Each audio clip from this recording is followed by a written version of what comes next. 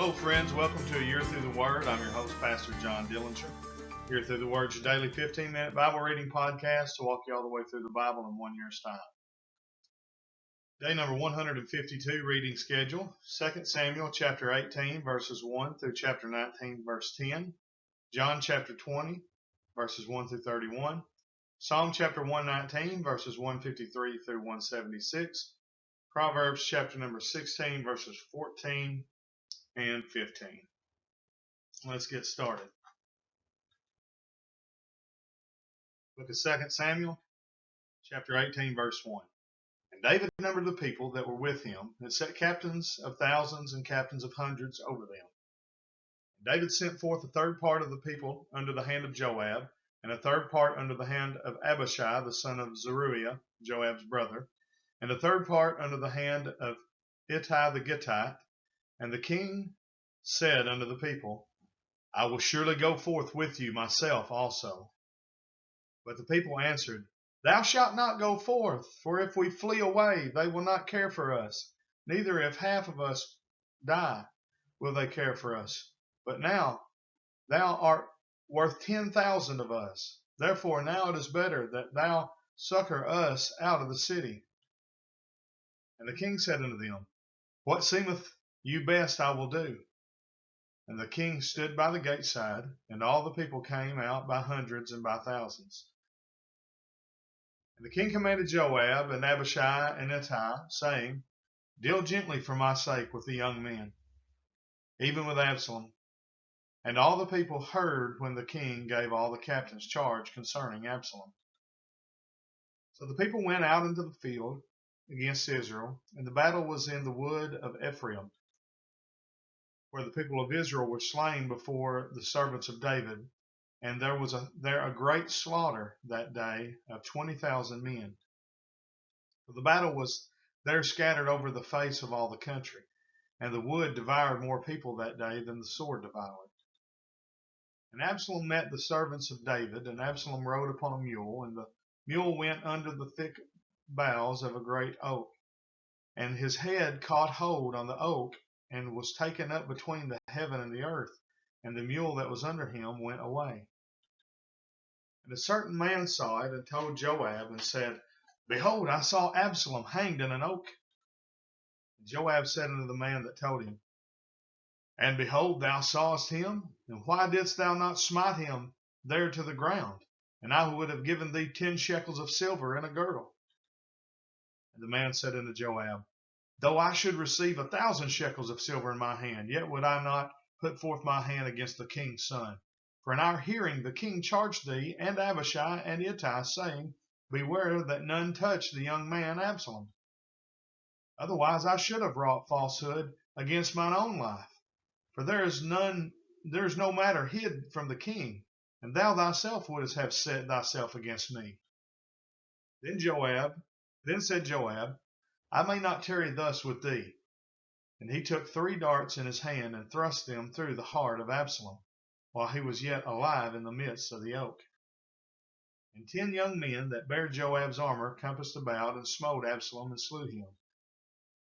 And Joab blew the trumpet, and the people returned from pursuing after Israel, for Joab held back the people. And they took Absalom, and cast him into a great pit in the wood, and laid a very great heap of stones upon him. And all Israel fled, every one to his tent. Now Absalom in his lifetime had taken and reared up for himself a pillar, which is in the king's dale. For he said, I have no son to keep my name in remembrance. And he called the pillar after his own name, and it was called unto this day Absalom's place. Then said Ahimaaz the son of Zadok, Let me now run and bear the king tidings, how that the Lord hath avenged him of his enemies. And Joab said unto him, Thou shalt not bear tidings this day, but thou shalt bear tidings another day. But this day thou shalt bear no tidings, because the king's son is dead. Then said Joab to Cushai, Go tell the king what thou hast seen. And Cushai bowed himself unto Joab, and ran. Then said Ahimaaz the son of Zadok yet again to Joab, But whosoever, let me, I pray thee, also run after Cushai. And Joab said, Where wilt thou Wherefore wilt thou run, my son, seeing that thou hast no tidings ready? But howsoever, said he, let me run. And he said unto him, Run. Then Ahimaaz ran by the way of the plain, and overran Cushite. And David sat between the two gates, and the watchman went up to the roof over the gate unto the wall, and lifted up his eyes, and looked, and behold, a man running alone. And the watchman cried, and told the king. And the king said, If he be alone, there is tidings in his mouth. And he came apace, and drew near. And the watchman saw another man running. And the watchman called unto the porter, and said, Behold, another man running alone. And the king said, He also bringeth tidings. And the watchman said, Methinketh the running of the foremost is like the running of Ahimaaz the son of Zadok. And the king said, He is a good man, and cometh with good tidings. And Ahimaaz called, and said unto the king, All is well. And he fell down to the earth upon his face before the king, and said, Blessed be the Lord thy God, which hath delivered up the men that lifted up their hand against my lord the king. And the king said, Is the young man Absalom safe? And Ahimaaz answered, When Joab sent the king's servant and me thy servant, I saw a great tumult, but I knew not what it was. And the king said unto him, Turn aside and stand here. And he turned aside and stood still. And behold, Cushai came, and Cushai said, Tidings, my lord, the king, for the Lord hath avenged thee this day of all them that rose up against thee. And the king said unto Cushai, Is the young man Absalom safe? And Cushai answered, The enemies of my lord the king, and all that rise against thee to do thee hurt, be as that young man is. And the king was much moved, and went up to the chamber over the gate, and wept. And as he went, thus he said, O my son Absalom, my son Absalom, would God I had died for thee. O Absalom, my son, my son. And it was told Joab, Behold, the king weepeth and mourneth for Absalom. And the victory that day was turned into mourning unto all the people. For the people heard say that day how the king was grieved for his son. And the people gat them by stealth that day into the city, as people being ashamed steal away when they flee in battle.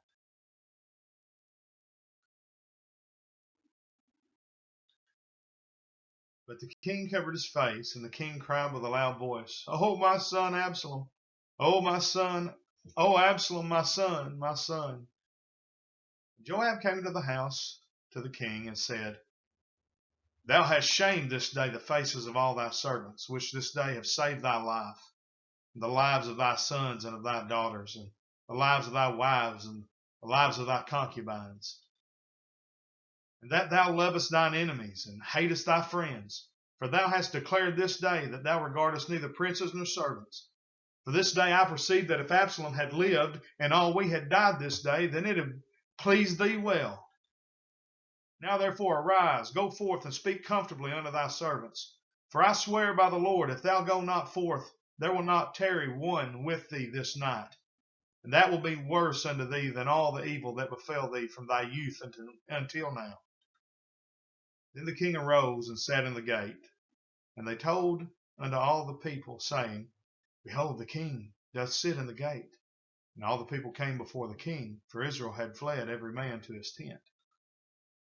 And all the people were at strife throughout all the tribes of Israel, saying, The king saved us out of the hand of our enemies, and he delivered us out of the hand of the Philistines, and now he has fled out of the land for Absalom. And Absalom, whom we anointed over us, is dead in battle. Now therefore, why speak ye not a word of bringing the king back? Book of John, chapter 20, verse 1. The first day of the week cometh Mary Magdalene early, when it was yet dark, unto the sepulchre, and seeth the stone taken away from the sepulchre. Then she runneth and cometh to Simon Peter and to the other disciple whom Jesus loved, and saith unto them, They have taken away the Lord out of the sepulchre, and we know not where they have laid him. Peter therefore went, and that other disciple, and came to the sepulchre. So they ran both together, and the other disciple did outrun Peter, and came first to the sepulchre. He, stooping down and looking in, saw the linen clothes lying, yet went he not in. Then cometh Simon Peter following him, and went into the sepulchre, and seeth the linen clothes lie, and the napkin that was about his head, not lying with the linen clothes, but wrapped together in a place by itself. Then went in also that other disciple, which came first to the sepulchre, and he saw and believed. For as yet they knew not the scripture that he must rise again from the dead. Then the disciples went away again unto their own home. But Mary stood without at the sepulchre weeping, and as she wept, she stooped down and looked into the sepulchre, and seeth two angels in white sitting, the one at the head and the other at the feet, where the body of Jesus had lain. And they say unto her, Woman, why weepest thou?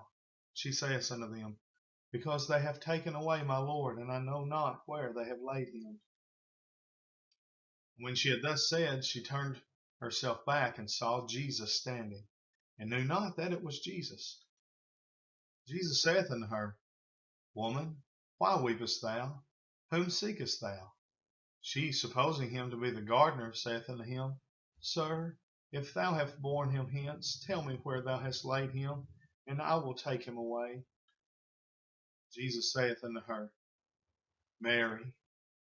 She turned herself and saith unto him, Rabboni, which is to say, Master. Jesus saith unto her, Touch me not, for I have not yet ascended to my Father, but go to my brethren, and say unto them, I ascend unto my Father, and your Father, and to my God, and your God. Mary Magdalene came and told the disciples that she had seen the Lord, and that he had spoken these things unto her. Then the same day at evening, being the first day of the week, when the doors were shut, where the disciples were assembled for fear of the Jews, came Jesus and stood in the midst, and saith unto them, Peace be unto you. And when he had so said, he showed unto them his hands and his side. Then were the disciples glad when they saw the Lord. Then said Jesus to them again, Peace be unto you. As my Father hath sent me, even so send I you. When he had said this, he breathed on them, and saith unto them, Receive ye the Holy Ghost. Whosoever sins ye remit, they are remitted unto them, and whosoever sins ye retain, they are retained. But Thomas, one of the 12, called Didymus, was not with them when Jesus came. The other disciples therefore said unto him, We have seen the Lord. But he said unto them, Except I shall see in his hands the prints of the nails, and put my finger into the print of the nails, and thrust my hand into his side, I will not believe. And after 8 days again his disciples were within, and Thomas with them. Then came Jesus, the doors being shut, and stood in the midst, and said, Peace be unto you. Then saith he to Thomas, Reach hither thy finger, and behold my hands, and reach hither thy hand, and thrust it into my side, and be not faithless, but believing. Thomas answered and said unto him, My Lord and my God. Jesus saith unto him, Thomas, because thou hast seen me, thou hast believed. Blessed are they that have not seen, and yet have believed. Many other signs truly did Jesus in the presence of his disciples, which are not written in this book. But these are written that you might believe that Jesus is the Christ, the Son of God, and that, believing, you might have life through his name. Book of Psalms, chapter 119, verse 153. Consider mine affliction and deliver me, for I do not forget thy law. Plead my cause and deliver me. Quicken me according to thy word. Salvation is far from the wicked, for they seek not thy statutes. Great are thy tender mercies, O Lord. Quicken me according to thy judgments. Many are my persecutors and mine enemies, yet do I not decline from thy testimonies. I beheld the transgressors and was grieved, because they kept not thy word. Consider how I love thy precepts. Quicken me, O Lord, according to thy loving kindness. Thy word is true from the beginning, and every word of thy righteous judgments endureth forever. Shin. Princes have persecuted me without a cause, but my heart standeth in awe of thy word. I rejoice at thy word, as one that findeth great spoil. I hate and abhor lying, but thy law do I love. 7 times a day do I praise thee because of thy righteous judgments. Great peace have they which love thy law, and nothing shall offend them. Lord, I have hoped for thy salvation and done thy commandments. My soul hath kept thy testimonies, and I love them exceedingly. I have kept thy precepts and thy testimonies, for all my ways are before thee. Towel. Let my cry come near before thee, O Lord. Give me understanding according to thy word. Let my supplication come before thee, and deliver me according to thy word. My lips shall utter praise when thou hast taught me thy statutes. My tongue shall speak of thy word, for all thy commandments are righteousness. Let thine hand help me, for I have chosen thy precepts. I have longed for thy salvation, O Lord, and thy law is my delight. Let my soul live, and it shall praise thee, and let thy judgments help me. I have gone astray like a lost sheep. Seek thy servant, for I do not forget thy commandments. Book of Proverbs, chapter 16, verse 14. The wrath of a king is as messengers of death, but a wise man will pacify it. And the light of the king's countenance is life, and his favor is as a cloud of the latter rain. That brings us to the end of day number 152. We thank you for joining us. Like, share the video. Until tomorrow, we say thank you for joining us on A Year Through the Word. God bless.